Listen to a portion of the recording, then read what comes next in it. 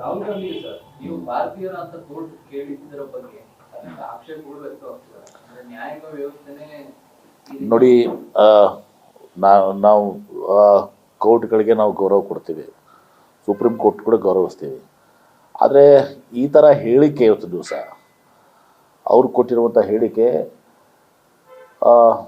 ಬಹುಶಃ ಅದು ಸರಿಯಾದದ್ದಲ್ಲ ಅಂಥೇಳಿ ನನ್ನ ಭಾವನೆಯೂ ಕೂಡ. ಯಾಕಂದರೆ ಇದರಿಂದ ನೀವು ಪಬ್ಲಿಕ್ ಪರ್ಸೆಪ್ಷನನ್ನು ಏನಿದು ಮಾಡ್ತೀರಿ, ಕ್ರಿಯೇಟ್ ಮಾಡ್ತೀರಿ. ಹೀಗಾಗಿ ಈಗಾಗಲೇ ಪ್ರಿಯಾಂಕಾ ಗಾಂಧಿ ಅವರು ಹೇಳಿದ್ದಾರೆ, ಯಾರು ಭಾರತೀಯರು ಯಾರದು ಅಂಥೇಳಿ ಕೋರ್ಟ್ಗಳು ತೀರ್ಮಾನ ಮಾಡುವಂಥದ್ದಲ್ಲ. ಹೀಗಾಗಿ ಅವರ ಸುಪ್ರೀಂ ಕೋರ್ಟ್ ಹೇಳಿಕೆಗೆ ನಮ್ಮ ಆಕ್ಷೇಪ ಇದೆ.